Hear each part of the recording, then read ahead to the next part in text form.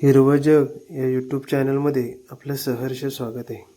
आज आपण निंगडी किंवा निरगुंडी या झाडाची माहिती घेणार आहोत. निरगुंडी ही भारतात उगवणारी एक आयुर्वेदिक औषधी वनस्पती आहे. विविध रोग दुखण्यांवर गुणकारी असणाऱ्या काही थोड्या वनस्पतीमध्ये निरगुडीचा समावेश होतो.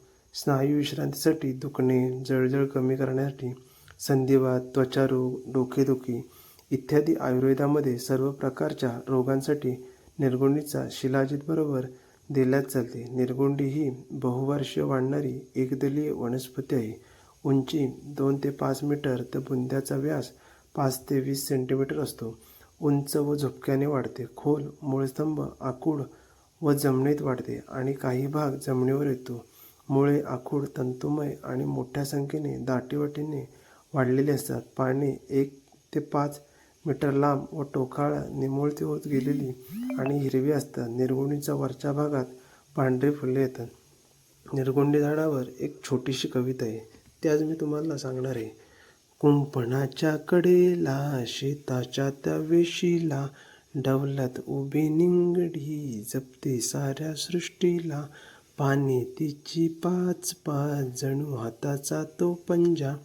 निसर्गाच्या किमयेचा हा तर वेगळाच दर्जा.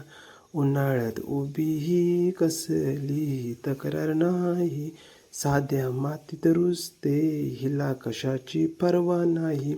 निळी जांभळी फुले तिची नभीच्या रंगावाणी.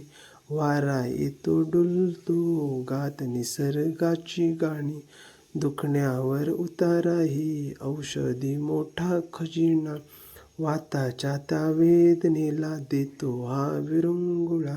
धूर हिचा पाळ्याचा डासांना पळवून लावी. आरोग्यदायी हीच शिदोरी घराघरात असावी.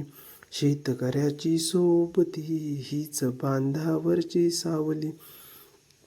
कष्टकरी जीवासाठी जणू मायेची माऊली. नका तोडू हे झाड ही तर भूमीचे भूषण. निंगडीच्या या रूपात दडले आपलं जगणं. निरगुंडीचा पाला गरम करून सुजेवर बांधले जातात. निरगुंडीच्या गरम पाल्याचे सूज, ठणका निरगुंडी ही अत्यंत फायदेशीर वनस्पती आहे. तिचे केवळ औषधी फायदे नाही तर इतरही अनेक उपयोग आहेत. त्याची वाळलेली पाने कपड्यांमध्ये दीर्घकाळ साठवून ठेवणे, जेणेकरून कीटक त्यांचे नुकसान पोचवू शकणार नाही.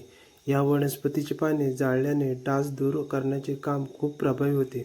निरगुंडीची पाने जैविक कीटकनाशके म्हणून वापरली जातात. हानिकारक कीटक आणि कीटकांना दूर ठेवण्यासाठी रसायनाचा वापर केला जातो आणि त्यांना नैसर्गिक पर्याय वापरणे केव्हाही चांगले.